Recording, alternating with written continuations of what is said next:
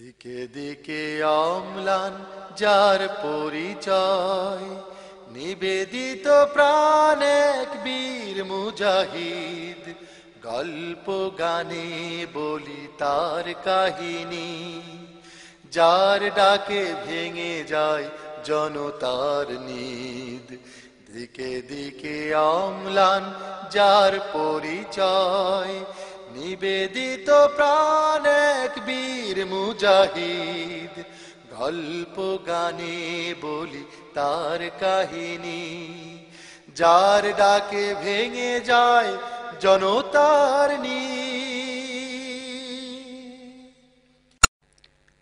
একজন মানুষের বক্তব্য শোনার জন্য লক্ষ লক্ষ জনতার সমাবেশ ঘটে। পঙ্গপালের মতো ছুটতে থাকেন তারা।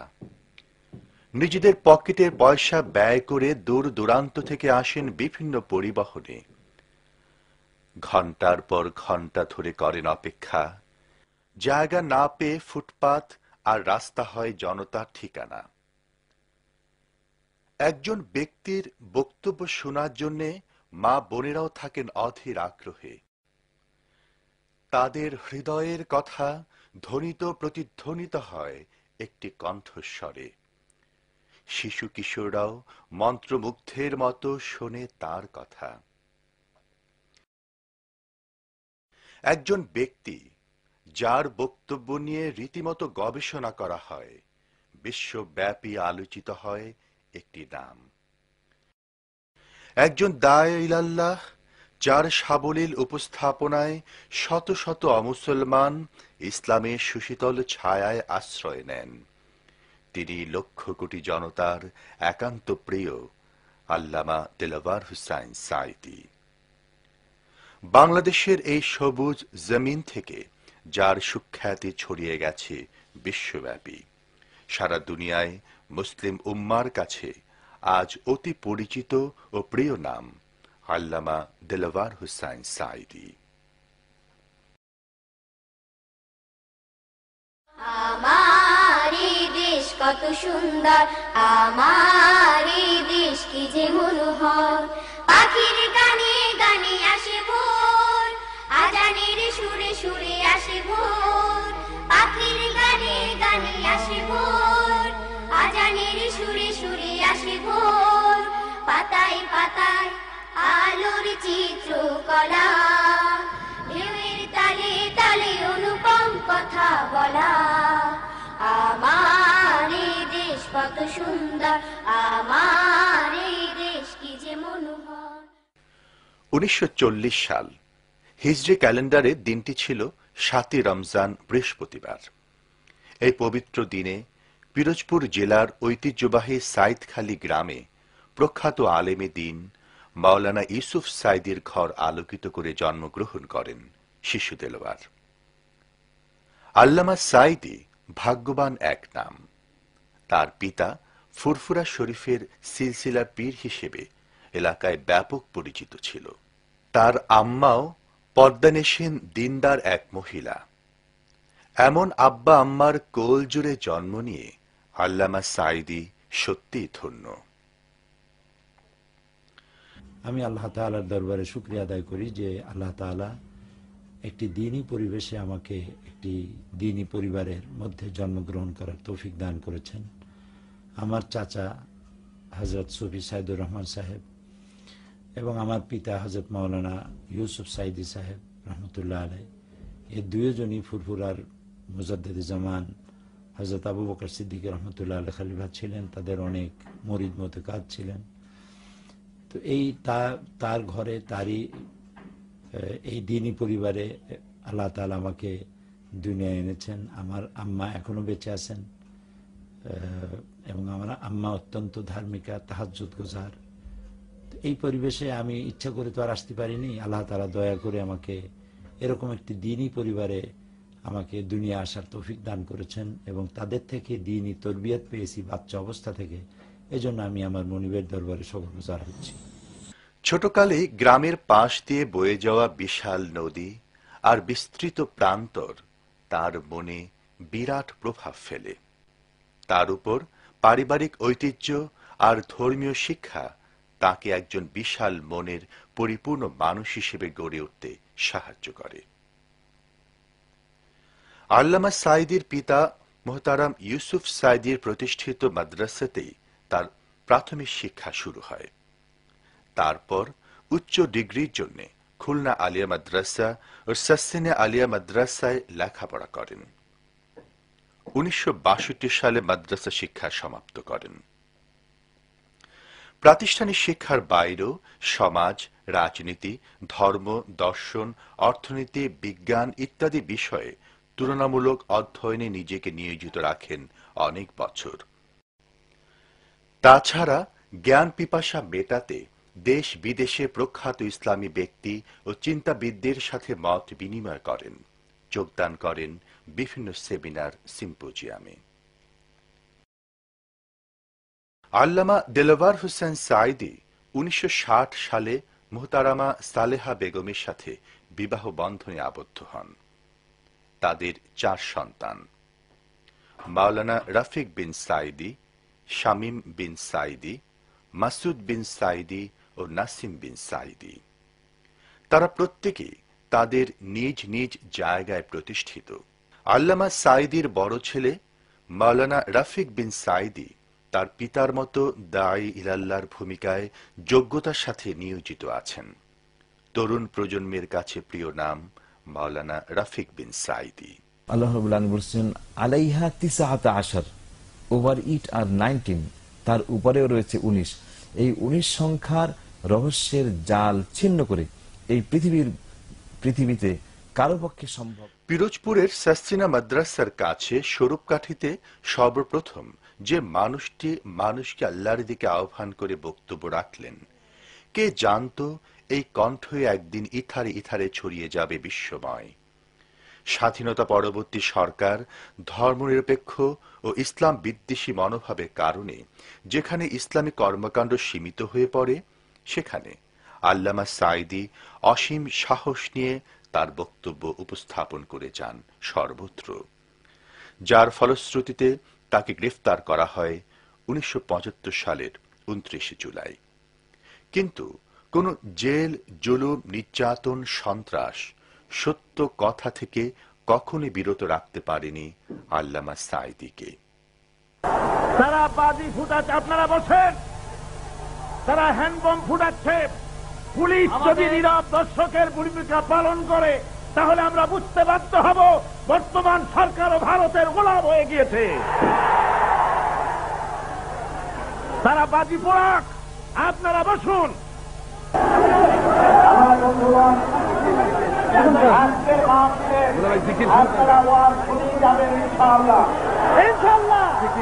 শত জুলুম নির্যাতন করেও সাহসী এই মানুষটিকে দাঈ ইলাল্লাহর ভূমিকা থেকে বিরত রাখা যায়নি, বরং দেশের সীমানা ছাড়িয়ে সারা দুনিয়ার প্রায় অর্ধশত দেশে আমন্ত্রিত হয়েছেন তিনি। তাছাড়া Oxford, Cambridge, Harvard, Oklahoma, Houston, international ইসলামী বিশ্ববিদ্যালয় মালয়েশিয়া সহ দেশ বিদেশের বিভিন্ন বিশ্ববিদ্যালয়ে বক্তব্য রাখেন। لبيك اللهم لبيك لبيك لا شريك لك لبيك إن الحمد والنعمة لك والملك لا شريك لك। আল্লামা দেলোয়ার হোসেন সাঈদী 1973 সাল থেকে প্রায় প্রতি বছর হজ বা উমরা পালন করে থাকেন। তার মধ্যে সৌদি বাদশাহ ফাহাদের আমন্ত্রণে রাজকীয় মেহমান হিসেবে 2 বার এবং রাবেতা আলম আল ইসলামের আমন্ত্রণে 5 বার হজ পালন করেন।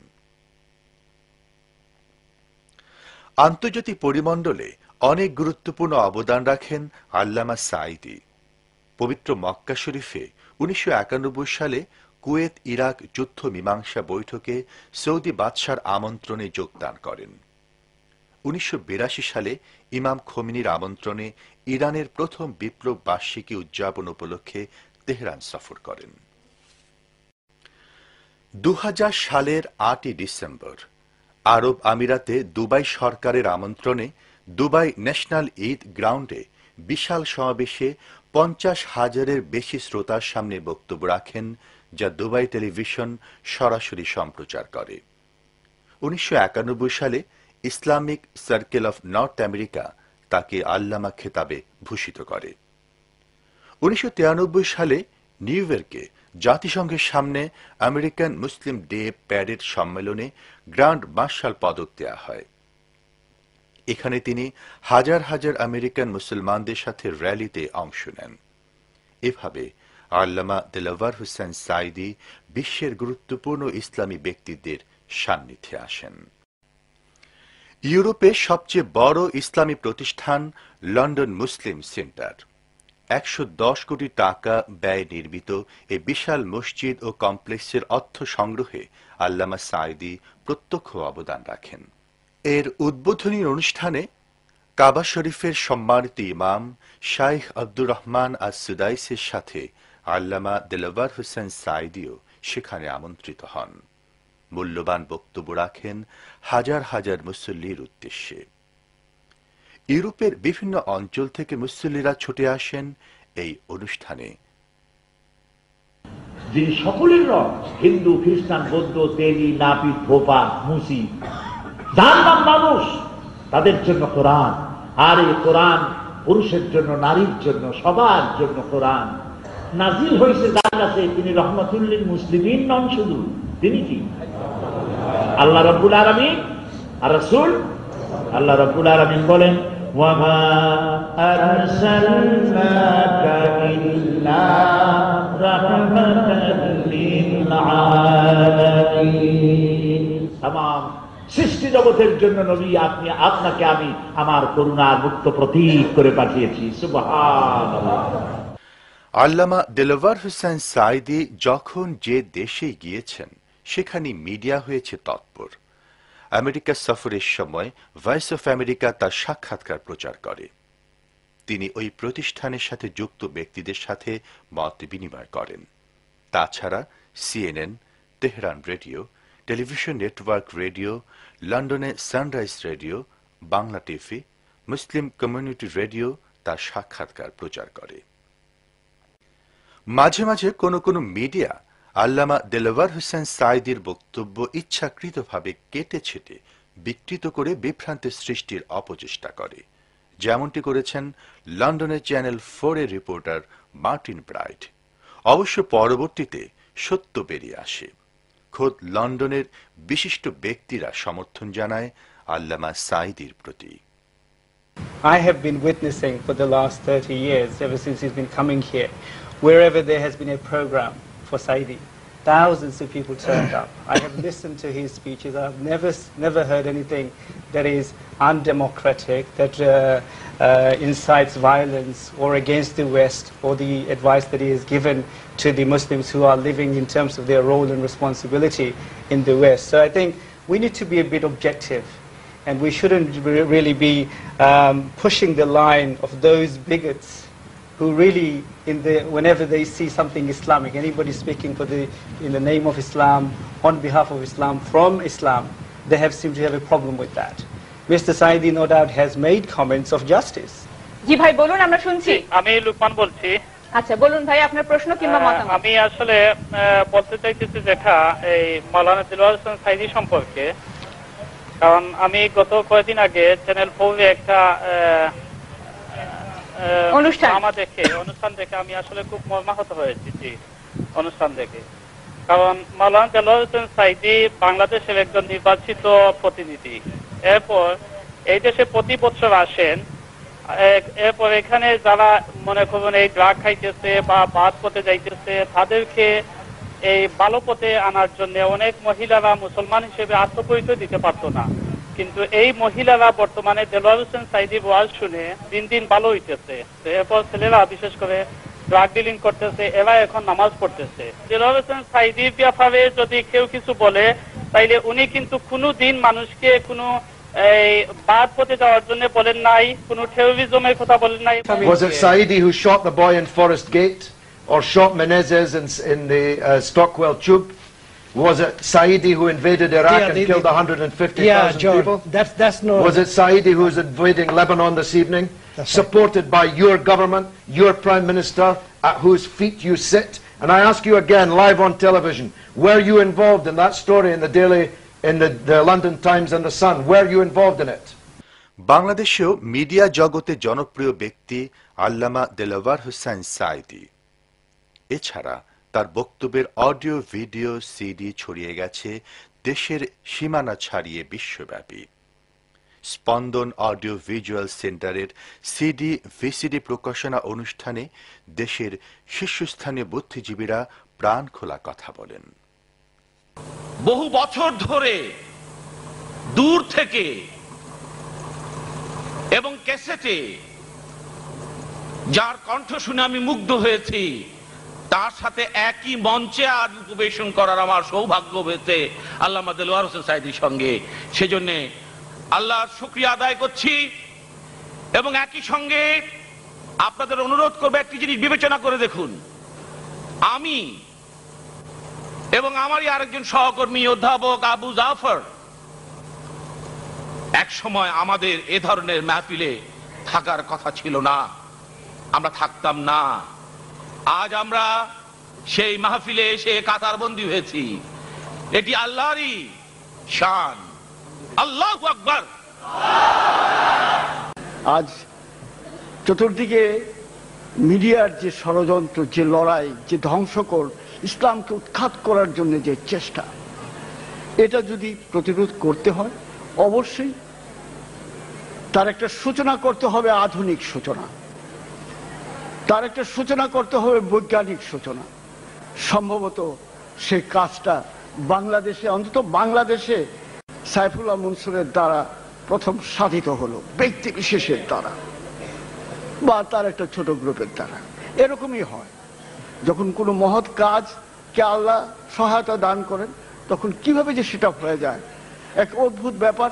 আমি এ নিয়ে পড়াশোনা করি এবং চিন্তা ভাবনা করি বলে আমি জানি কি কাজটা সাইফুল্লাহ মনসুর করে ফেলেছে। যখন এদেশের ইসলামী আন্দোলনের ইতিহাস লেখা হবে, এ নিয়ে গবেষণা হবে অনেক পরে, তখন কে জানে এই কাজটাকে কিভাবে দেখা হবে। আল্লামা দেলোয়ার হোসেন সাঈদীর পাশে আমি আর আফতাব সাহেব, ডক্টর আফতাব বসছিলাম। আমরা দুজন আলোচনা করছিলাম যে এটা কি হলো।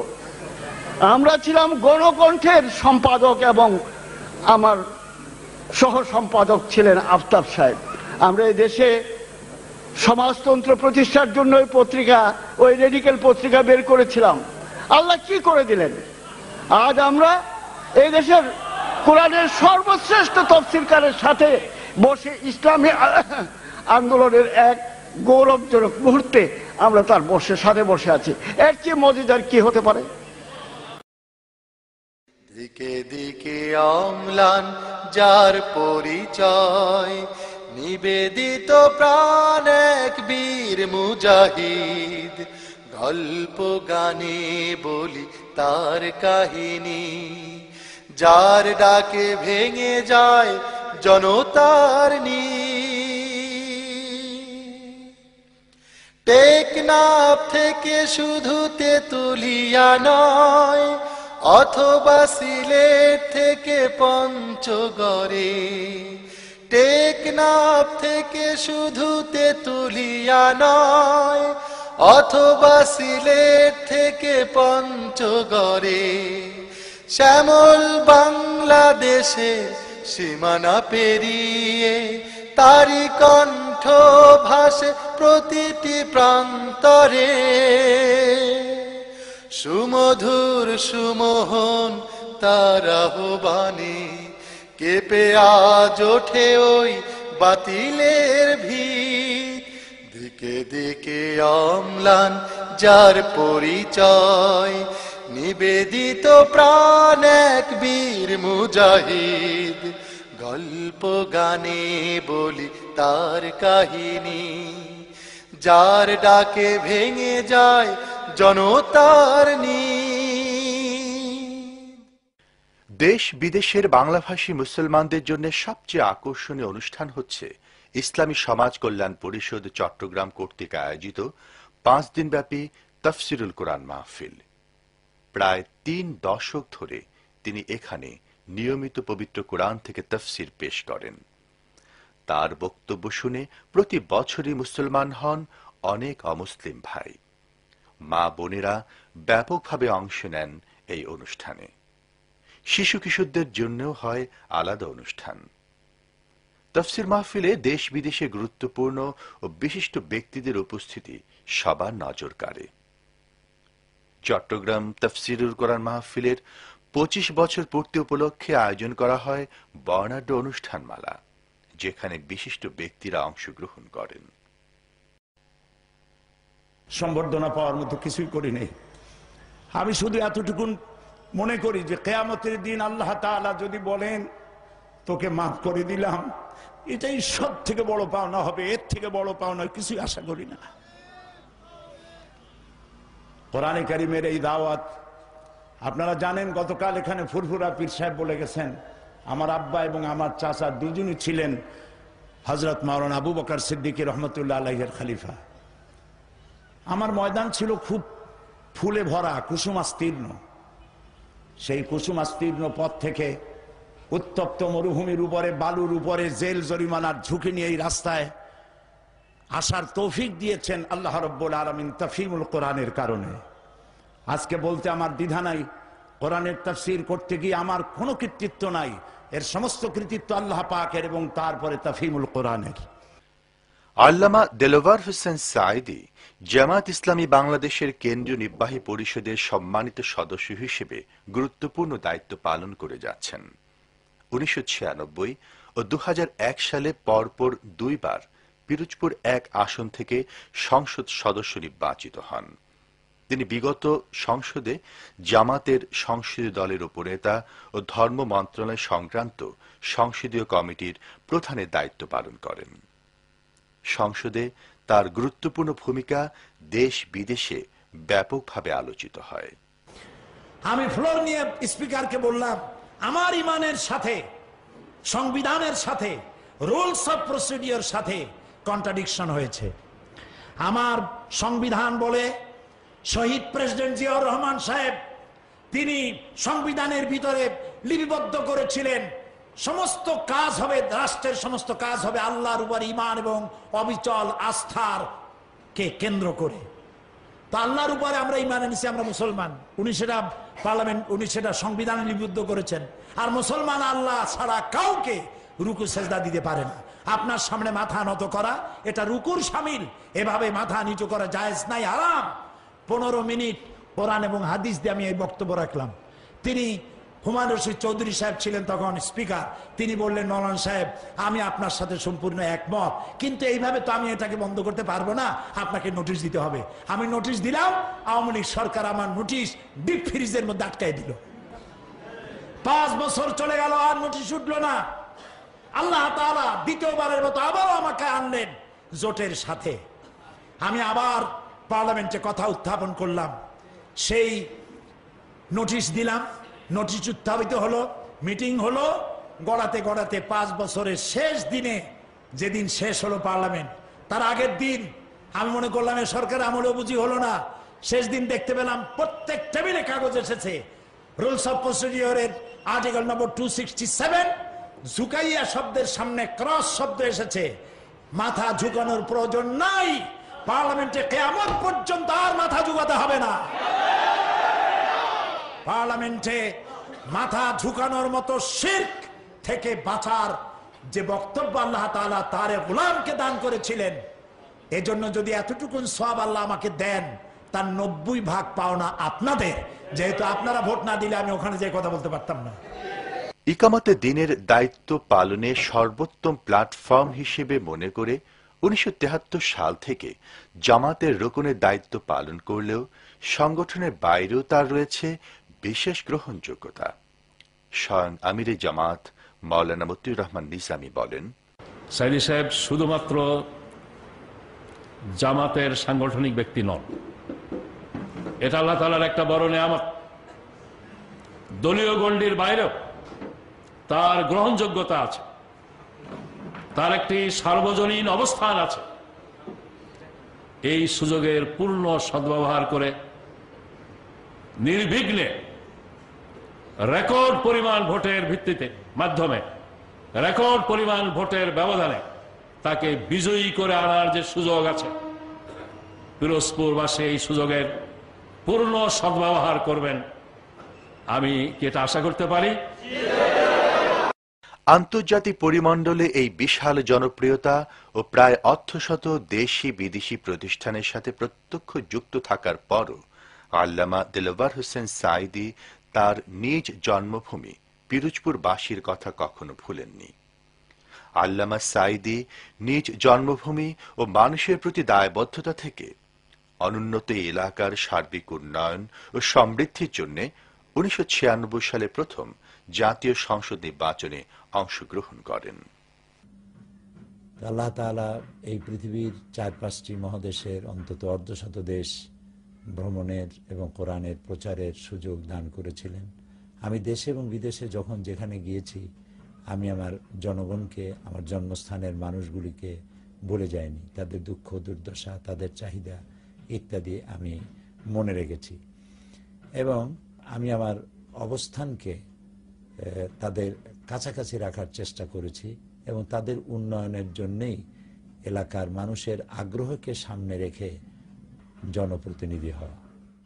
বাংলাদেশের দক্ষিণাঞ্চলের নদীমাতৃক অবহেলিত এই জনপদটির ইতিপূর্বে যারা জনপ্রতিনিধি ছিলেন, তারা এলাকার উন্নয়নে তেমন কোনো অবদানই রাখতে পারেননি। আল্লামা দেলোয়ার হোসেন সাঈদী পরপর 2 বার বিপুল ভোটে নির্বাচিত হয়ে এলাকার যে অভাবনীয় উন্নয়ন সাধন করেন তা সত্যি চোখে পড়ার মতো। অসততা, দুর্নীতি, চাতুর্য আর মিথ্যা আশ্বাস বাংলাদেশের রাজনৈতিক অঙ্গনের স্বাভাবিক চিত্র হলেও আল্লামা সাঈদী এক্ষেত্রে সম্পূর্ণ ব্যতিক্রম। তিনি পিরোজপুরবাসীকে শুধু মিথ্যা আশ্বাস দেননি, স্বপ্নকে সফল করে দেখিয়ে দিয়েছেন একাগ্রতা, আন্তরিকতা, সততা আর নিষ্ঠা থাকলে যে কোনো অসম্ভবকে সম্ভব করা যায়। জনতার কল্যাণে তারি কীর্তি গাথা আনে সবার প্রাণে নতুনের বারতা। জনতার কল্যাণে তারি কীর্তি গাথা আনে সবার প্রাণে নতুনের বারতা। জ্ঞানের আলো জেলে ঘুচায় আধার, পথঘাট গড়ে তোলে নতুন করে। বিগত 5 বছরে পিরোজপুরে রাস্তা, ব্রিজ, কালভার্ট নির্মাণে 10 কোটি টাকা ব্যয় করা হয়েছে। 1,90,00,000 টাকা ব্যয় নির্মাণ করা হয়েছে পিরোজপুর বাস টার্মিনাল। আধুনিক সুযোগ সুবিধা সম্বলিত এই টার্মিনাল এই অঞ্চলের যোগাযোগ ব্যবস্থার সেতু বন্ধনের কাজ করবে। পিরোজপুরের জন্য যেটা অতি জরুরি ছিল, সেই বাস টার্মিনালটা পিরোজপুরে হইল এবং যে বাস টার্মিনালটা পিরোজপুরে হয়েছে এটা একটা অত্যাধুনিক মানের এবং এখানের যে এমপি মহোদয় আছেন আল্লামা দেলোয়ার হোসেন সাঈদী সাহেব, তার অক্লান্ত চেষ্টা এবং তার সার্বক্ষণিক পরিদর্শনের ফলাফলেই এটা এই পর্যন্ত আসতে পারছে। সাংস্কৃতিক কর্মকাণ্ড বিকাশের লক্ষ্যে 2,82,00,000 টাকা ব্যয়ে 400 আসন সম্বলিত শিল্পকলা একাডেমি ভবন নির্মাণ করা হয়েছে। তৎকালীন প্রধানমন্ত্রী বেগম খালেদা জিয়া এর উদ্বোধন করেন। পিরোজপুর যুব প্রশিক্ষণ কেন্দ্র নির্মাণ সম্পন্ন হয়েছে, যার নির্মাণ ব্যয় 5,95,41,000 টাকা। 1,181 জন যুব ও যুব মহিলাদের প্রশিক্ষণ দিয়ে 48,25,000 টাকা সুদমুক্ত ঋণ বিতরণ করা হয়। পিরোজপুর সদর হাসপাতালকে 50 থেকে 100 শয্যায় উন্নীত করায় 5,20,50,000 টাকা ব্যয় করা হয়েছে। 3,43,16,000 টাকা ব্যয়ে পিরোজপুর সদরে নার্সিং সেন্টার নির্মাণ করা হয়। এরও উদ্বোধন করেন তৎকালীন প্রধানমন্ত্রী বেগম খালেদা জিয়া। শিক্ষা বিস্তারে আল্লামা সাঈদী ছিলেন বিশেষ যত্নবান। প্রায় প্রতিটি স্কুল কলেজ মাদ্রাসায় লেগেছে উন্নয়নের ছোঁয়া। তিনি নিজে দরদি মন নিয়ে ছুটে গেছেন এসব প্রতিষ্ঠানে। পিরোজপুর সরকারি সরোয়ার্দী কলেজের দ্বিতল ভবনের ঊর্ধ্বমুখী সম্প্রসারণ কাজের জন্য 12,90,000 টাকা এবং একাডেমি ভবন সংস্কার কাজে 25 লক্ষ টাকা বরাদ্দ করেন। 2002 সালের ফেব্রুয়ারি মাসে আমি এই কলেজে যোগদানের পরে মাননীয় সংসদ সদস্যের সাথে সাক্ষাৎ করে ছাত্রদের এই অসুবিধার কথা বলি। উনি শিক্ষা মন্ত্রণালয়ের সরকারি ও বেসরকারি নির্বাচিত কলেজের যে প্রকল্প আছে সেখান থেকে অত্র কলেজের ছাত্রছাত্রীদের জন্য 100 শয্যা বিশিষ্ট একটি ছাত্রাবাসের অনুমোদন নিয়ে আসেন। ছাত্রাবাসটি ইনশাআল্লাহ আগামী 1 জুলাই থেকে চালু হচ্ছে। বর্তমানে এই কলেজে ইন্টারমিডিয়েট ডিগ্রি পাস কোর্স ছাড়াও 14টি বিষয় সম্মান কোর্স চালু রয়েছে এবং সম্মান কোর্সে পিরোজপুর জেলা নয়, পিরোজপুর, বাগেরহাট, খুলনা, যশোর থেকেও ছাত্রছাত্রীরা এসে অধ্যয়ন করছে। ছাত্রাবাসটি চালু হলে পর এই দূর দূরান্তে ছাত্রছাত্রীদের আবাসন সমস্যার আংশিক সমাধান হবে। পিরোজপুর সদরে ছিন্নমূল পরিবারের আশ্রয়ের জন্য আশ্রয়ণ প্রকল্প নির্মাণে ব্যয় হয়েছে 1,60,00,000 টাকা। হুলারহাট, শারিকতলা, পাড়েরহাট মৎস্য বন্দর রক্ষা বেড়িবাঁধ নির্মাণ কাজ শুরু হয়েছে, যার জন্য বরাদ্দ করা হয়েছে 30 কোটি টাকা। পিরোজপুরের আরেকটি গুরুত্বপূর্ণ উপজেলা নাজিরপুর। এখানেও হয়েছে ব্যাপক উন্নয়ন কর্মকাণ্ড। তার মাঝে মাত্র কয়েকটি এখানে উল্লেখ করা হলো। পিরোজপুর নাজিরপুর কালীগঙ্গা ব্রিজ সহ 32 কিলোমিটার সড়ক নির্মাণে বরাদ্দকৃত অর্থের পরিমাণ 16 কোটি টাকা। 1,77,00,000 টাকা ব্যয়ে ফায়ার সার্ভিস ও সিভিল ডিফেন্স স্টেশন নির্মাণ সম্পন্ন হয়েছে। ডিজিটাল টেলিফোনের আওতায় এসেছে এই উপজেলা। নাজিরপুরে প্রায় 70 লক্ষ টাকা ব্যয়ে 8টি সুদৃশ্য মসজিদ নির্মাণ করা হয়েছে।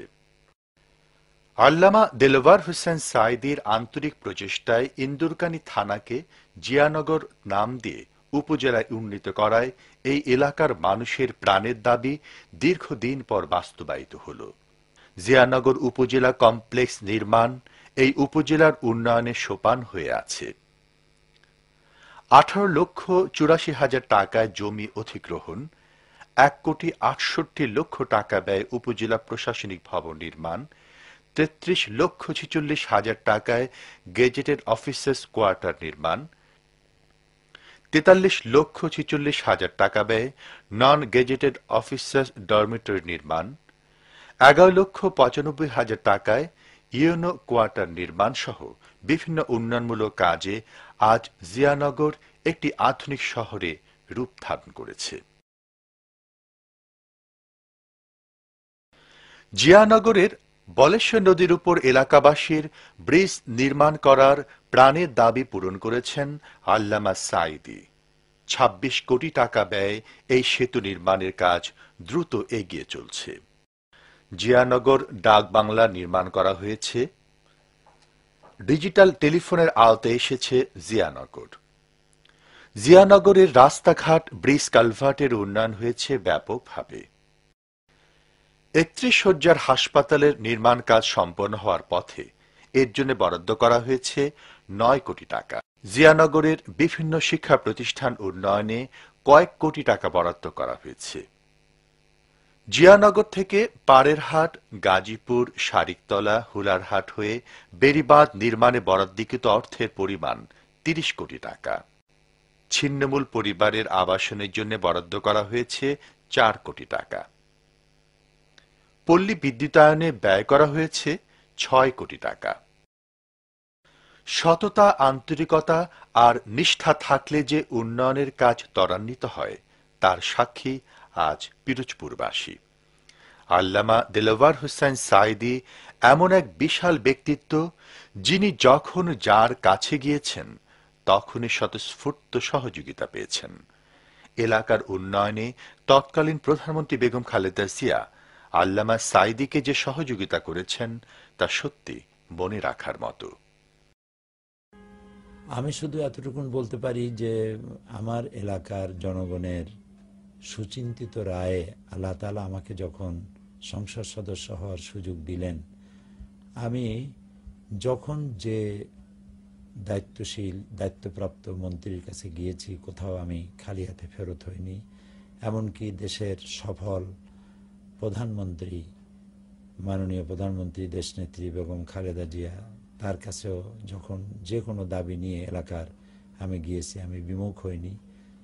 যে কারণে মানুষের আশা আকাঙ্ক্ষার প্রতিফলন ঘটাবার জন্য বিগত 5 বছরে, স্বাধীনতা উত্তরকালে যে এই 36 বছরে 31 বছরে যে কাজ হয় নাই, তা এই 5 বছরে হয়েছে। আলহামদুলিল্লাহ, আমার পিরোজপুর 1 আসন এলাকায় এ পর্যন্ত 400 কোটি টাকার কাজ, উন্নয়নের কাজ করার তৌফিক আল্লাহ তাআলা আমাকে দিয়েছেন। এজন্য আমি আল্লাহ তাআলার শুকরগুজার হচ্ছি। আমি আল্লাহর শুকর আদায় করি, জনগণের কৃতজ্ঞতা স্বীকার করি যারা আমাকে ভোট দিয়েছেন, এবং এই উন্নয়নের ধারা জনগণ অব্যাহত রাখবেন বলে আমি আস্থা প্রকাশ করছি। আল্লামা দেলোয়ার হোসেন সাঈদী যখনই সুযোগ পান তখনই ছুটে আসেন এলাকায়। জাতীয় গুরুত্বপূর্ণ দিনগুলোতে এলাকার মানুষদের সঙ্গ দেন। পবিত্র রমজান মাসে এভাবে গ্রামের সাধারণ মানুষের সাথে ইফতার করেন তিনি। তাদের সাথে নিয়ে হাত তোলেন আল্লাহর দরবারে। যেই গ্রামে আল্লামা সাঈদী বড় হয়েছেন, সেই গ্রামের মানুষকেও তিনি ভুলেননি। ঈদের দিনে একসাথে ঈদের নামাজ আদায়ে ঈদগাহে যান।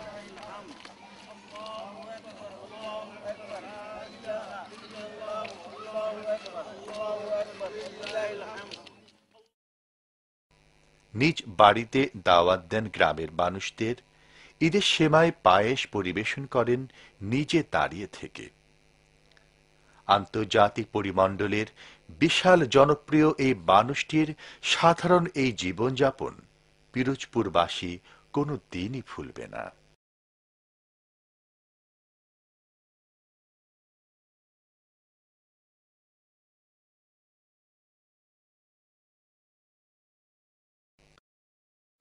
আল্লামা দেলোয়ার হোসেন সাঈদী পিরোজপুরে যে সাম্প্রদায়িক সম্প্রীতির নজির স্থাপন করেন, তার সাক্ষী হিন্দু ধর্ম অবলম্বী ভাই বোনেরা। আমি আপনাদের একজন সেবক, আপনাদের কাছে আসতে পেরে আমি খুবই আনন্দিত। আপনাদেরকে দেখতে পেরেও আমি আজকে আনন্দিত।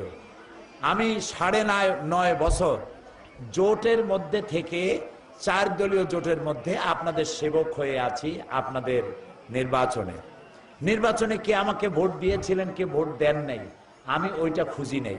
যারা মানুষ, তাদের সেবা করার জন্য চেষ্টা করেছি। যে এলাকায় হিন্দু বেশি সেখানে রাস্তা করব না, সেখানে বিদ্যুৎ দেব না, সে মানুষের অত্যাচারিত হলে আমি তাকাবো না, এরকম কাজ করেছি বলে আমি আপনারা কেউ বলতে পারবেন না। বরং হিন্দু মায়েরা, বোনেরা, হিন্দু ভাইয়েরা আমাদের জনসভাই বলেছেন যে মায়ের কোলে সন্তান থাকে যেভাবে নিরাপদে, দিনের মধ্যে কুসুম থাকে যেভাবে নিরাপদে, আমরা বর্তমান সময়ে সেইভাবে নিরাপদে আছি। মন্দিরের অবস্থা দেখেছি। আমি অতি তাড়াতাড়ি আপনাদের এই মন্দির সংস্কারের জন্য 50,000 টাকা ঘোষণা করছি। এখানে কোনো সাম্প্রদায়িকতার উস্কানি ছিল না এবং কোনো ঘটনা ঘটেনি। আমরা সাম্প্রদায়িক সম্প্রীতি নিয়ে বসবাস করে আসছি, যা বাংলাদেশের থেকে পিরোজপুর 1 আসন সম্পূর্ণ একটি ভিন্ন আঙ্গিকে রূপায়িত হয়েছে। আমরা কালাইয়াবাসী এই সাঈদী সাহেবের 10 বছর থাকাকালীন আমরা খুব সুখ ও শান্তিতে বাস করতেছি এবং ধর্মীয় অনুষ্ঠানগুলো আমরা সুষ্ঠুভাবে পরিচালিত চলছে। আমাদের কোনো বাধা বিপত্তি কিছুই আসতেছে না এবং দেশের উন্নয়ন খুব ভালো করছে সাঈদী সাহেব। সাঈদী সাহেবের কল্যাণে যেমন এর পাড়াপড়শি তারা নির্বিঘ্নে বসবাস করতেছে, আমরাও এইরকম তার পাড়াপড়শি হিসেবে আমরা খুব সুখ স্বাচ্ছন্দ্যে বসবাস করতেছি। সে অত্যন্ত ভালো লোক এবং প্রিয় লোক। ধর্ম বর্ণ ভুলে দেখি নির্বিশেষে, হাসে হৃদয় খুলে তারে ভালোবেসে। ধর্ম বর্ণ ভুলে দেখি নির্বিশেষে, হাসে হৃদয় খুলে তারে ভালোবেসে, তার ডাকে সাড়া দেয় মোটেও মাঝি, সুখের জোয়ার জাগে প্রতিটি ঘরে। আন্তর্জাতিক পরিমণ্ডলে সমাদৃত যেই বিশাল ব্যক্তিত্বকে এক নজর দেখার জন্য মানুষের অধীর আগ্রহ থাকে, যেই মানুষটির প্রতিটি কথার চুল চেরা বিশ্লেষণ করা হয়, মিডিয়ার আলোচনার কেন্দ্রবিন্দুতে মাঝে মাঝে চলে আসেন যেই ব্যক্তি, মুসলিম উম্মার স্বার্থ ও কল্যাণের চিন্তায় যে মানুষটি বিশ্বের এক প্রান্ত থেকে অন্য প্রান্তে ঘুরে বেড়ান, বাংলাদেশের প্রত্যন্ত অঞ্চলে যেখানে বিশেষ ব্যবস্থাপনায় গমন করেন, সেখানে আল্লামা দিলওয়ার হোসেন সাঈদী তার নিজ এলাকার মানুষের প্রকৃত অবস্থা দেখার জন্য ঘুরে বেড়ান প্রত্যন্ত অঞ্চলে। পায়ে হেঁটে মাইলের পর মাইল ছুটে যান, নিজে সরাসরি বোঝার চেষ্টা করেন এলাকার মানুষের সুবিধা অসুবিধা। মাঝে মাঝে ছোট বড় সমাবেশ করেন। সাধারণ খেটে খাওয়া দরিদ্র মানুষ তাকে কাছে পেয়ে প্রাণ খোলা কথা বলেন। বর্তমান জোট সরকারের বেগম খালেদা জিয়ার কাছে সংসদে তো অনেক লোকে অনেক কথা বলে, কিন্তু আসলে বাস্তবায়ন হয় না। কিন্তু আমার সাঈদী, আমার সংসদ সদস্য আল্লামা সাঈদী স্পেশাল ভাবে যে আমার এখান দিতে হবে, যা আমরা বাপ দাদা 14 গোষ্ঠীতে পাই না, 400 কোটি টাকার কাজ এই টিয়ানগরে হয়েছে। পাকা আমরা কামসা পিন্দা পিরিজপুর যাইতাম, আমরা আজকের হাওয়াই চপ্পর গাইতে চলে পিরিজপুর যাই ইনশাআল্লাহ।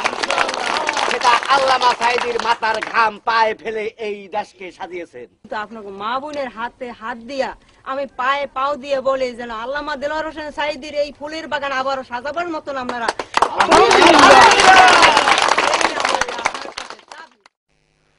মানুষের এই যে অকৃত্রিম ভালোবাসা, এই যে আকাশ ছোঁয়া জনপ্রিয়তা, দেশ বিদেশের বিশাল গ্রহণযোগ্যতা, এসব কিছু আল্লামা সাঈদীকে অহংকারী করেনি, বরং সাধারণ জীবন যাপনে অভ্যস্ত বিনয়ী মানুষ হিসেবে তিনি নিজেকে প্রকাশ করেছেন বারবার। বিগত 5 বছরে এলাকার